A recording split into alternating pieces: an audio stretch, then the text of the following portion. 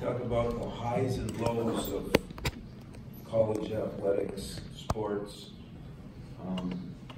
Even though it doesn't matter, yesterday I guess was a day when everybody looked at our program, and I thought the same thing as some people, where I couldn't believe Magic's team wasn't ranked 1.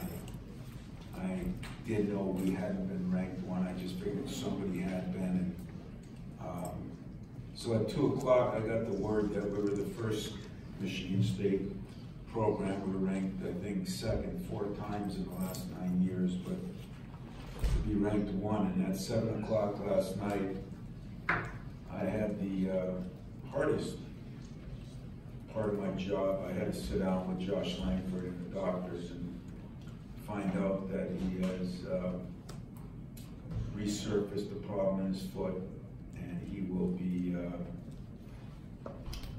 reevaluated in January, but he's going to be out. And the kid has been the most selfless, greatest attitude, committed kid. He's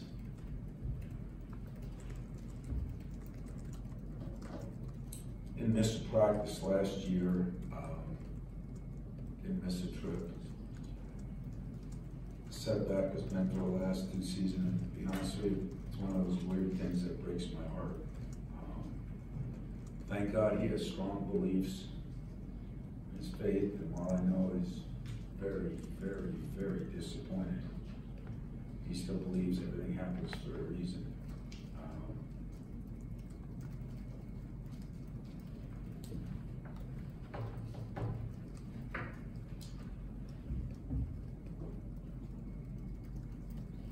I love Josh Langford.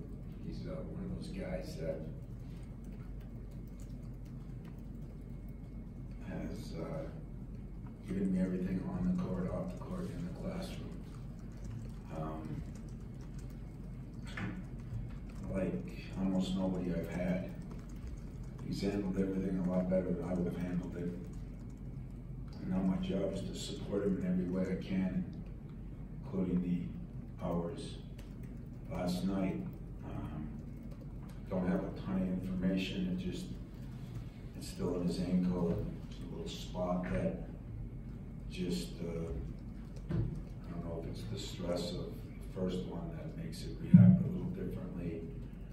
But I don't see this as anything that is going to change his life in any way later on. But right now, it's going to set him back, and we're going to reevaluate everything in January and see where he is, see where we are. But it is a big loss after a tremendous high at 2 o'clock practice and kind of a tremendous low at 7 o'clock. And so I didn't want to start the press conference out that way, but I haven't really hit injuries as much as I know, and try to tell you the truth. And I would hope and pray that every Michigan State supporter, and even the ones that aren't, this is nothing life-threatening. It's just something that a kid who's dedicated his life. I stick by my 3L rule. Some people like it, some people love it, some people live it. And he was a live it guy. He lived every minute of the day was basketball related, along with keeping a very religious balance, a very academic balance, and a very social balance. And so last night was one of those moments that you sit with somebody and you get some news, and please forgive me that it's not news like some people, maybe some of you have had, or some of us will have. But in that case, it was tough news, and then to spend a couple hours, it brings a reality to your job. Once in a while, I think that's what he meant, but it all happens for a reason, Coach, because once in a while, this is an unrealistic business that I'm in. It humanized it, and everybody that is a Josh Langford fan. Says a little prayer for his quick recovery. And I guess I'll answer questions about that when I'm done. I'll talk a little bit about our team that we've had some injuries. We did play that secret scrimmage, and I didn't think we played great. It was great competition. Gonzaga was good.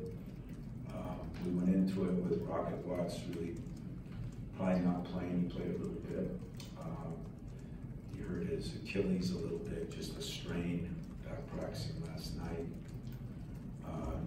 Unfortunately, Kyle Arms, Josh's backup, sprained his ankle in that, and he'll be out at least a week. So it was a scrimmage, and we played a lot of people and got out of it what we wanted to get out of it.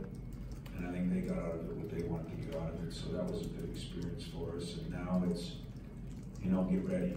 2 weeks from tonight we play. Kind of a interesting opener. Great opener, to be honest with you. Great for us, great for college basketball.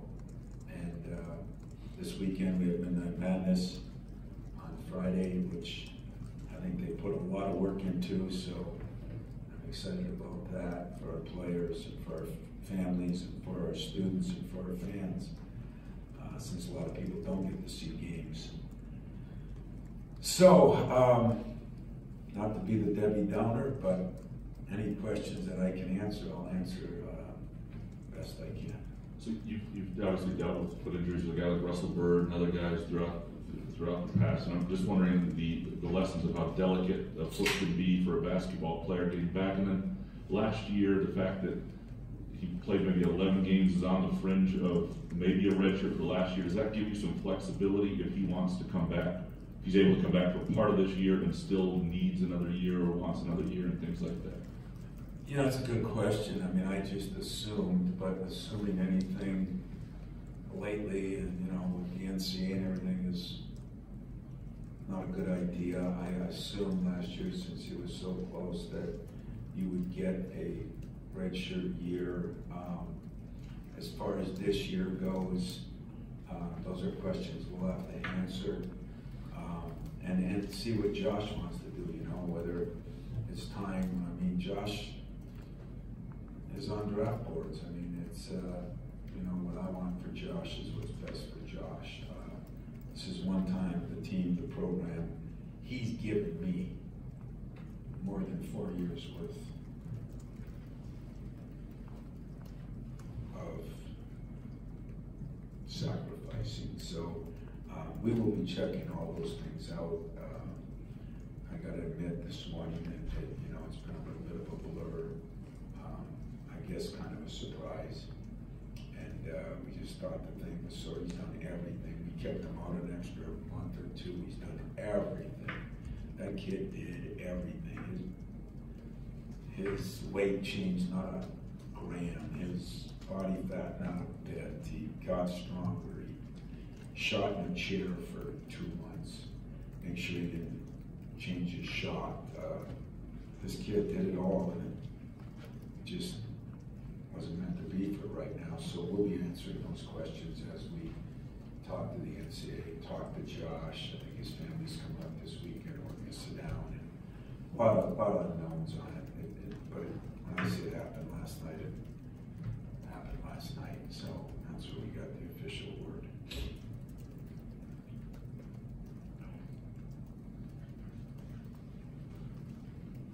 I know it's probably kind of hard to figure that right now, which way to go with it, but especially with Kyle and his situation and managing all of that, do you look at Rocket there? Do you try and move Aaron out there?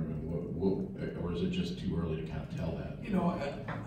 Again, don't apologize. These are all good questions.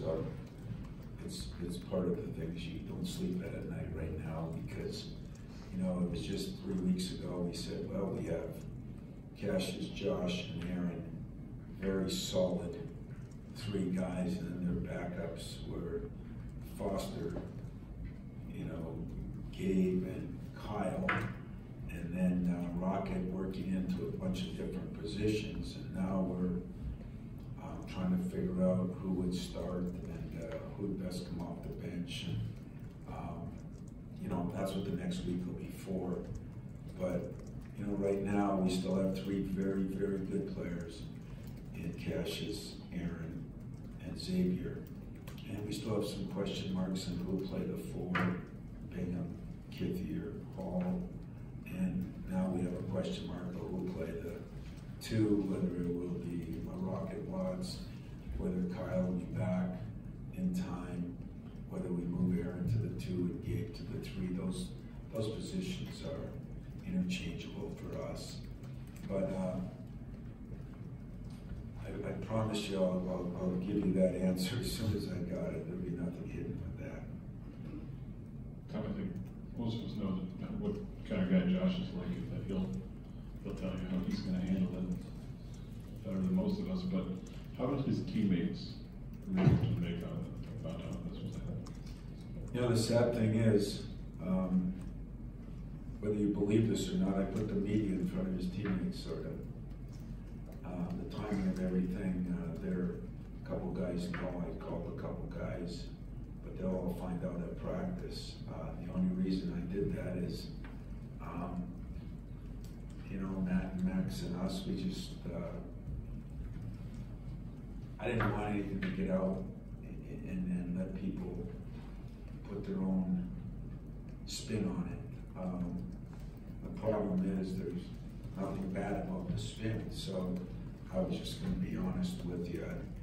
A couple guys like, you know, Cassius and Xavier were, you know, shocked. I mean, you know, again, I look at things when I talk about these things, and I think of people in hospitals and people going through things, and I feel kind of sheepish to say that I cried last night with them, but I did, because for us, this is the most important thing in the world until you get slapped in the face with something that's more important. So for Josh, teammates are going to find out at practice. You know, he hasn't been practicing for a couple weeks. Not going to change the practice. It'll probably change. He's loved by those guys. I use that word because he is, and the staff is. You know, you miss a guy that's kind of a generational guy. And I say that only because you said it very well, Matt, that you guys know him, you know what kind of kid he is, you know he answers questions, you know what kind of student he is, you know how he lives his life off the court. That's the one advantage with getting to do stories on kids or getting closer to our kids. The disadvantage is when they happen.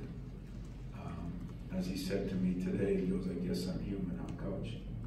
And that's a hell of a line, you know, that, as I said, I cry, I bleed, they cry, they bleed, they have accidents, they have things that happen that sometimes don't make sense, but especially for a kid who's put in so much time and effort and done it all the right way. I mean, he had that boot on forever because they just thought it would be better, and it was. Everything was going smooth, and it just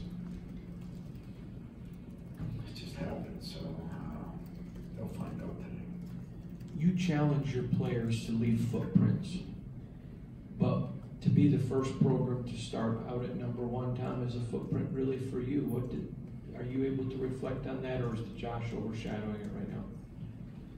You know, I reflected on it from 2 o'clock till 3 o'clock, and then got into practice, and then got summoned to my office to talk to our doctors and everything. You know, and talk to the specialist in Green Bay, Dr. Anderson, all the people that, so last night was consumed with his family, people on the phone and doctors. I haven't had a lot of time to think about it. I guess I'm proud that, as I told my players, when you look up at a banner that hangs there forever, and somebody will tell you someday that, hey, you know what, I played on that team in 2005, that banner hanging, you tell your kids, and you do this and that, and that's what college is about, the memories, and the accomplishments, and it means nothing maybe at Duke or Kentucky or Carolina, but at Michigan State to do something that there's not many things that we get to do that even Magic didn't get to do. And so, unfortunately, it's a number. I guess, really unfortunately, you guys pick it. But I know it means nothing. People know it means nothing. Ironically, the last time we were 2, I think Kentucky was 1, and we played in the opening game. And we hope to, do the same thing. But I haven't had a chance to really look at the big picture. I probably will when I'm either retired or dead anyway. I probably won't do it next week, next month, or next year. Those are something that you have in a scrapbook, and when it's all done, and you don't have a retirement dinner, because I won't have that either, but when I sit down and look back, it'll just be one more thing that we got to do to put Michigan State University out in front and say, hey, that's something, a stat that people take. And I told this team, you're the team that has accomplished that. And that's, the program didn't accomplish that when the team did. It benefits the program. And that's all I have. A week ago, you were pretty encouraged that you may know something on Joey by the end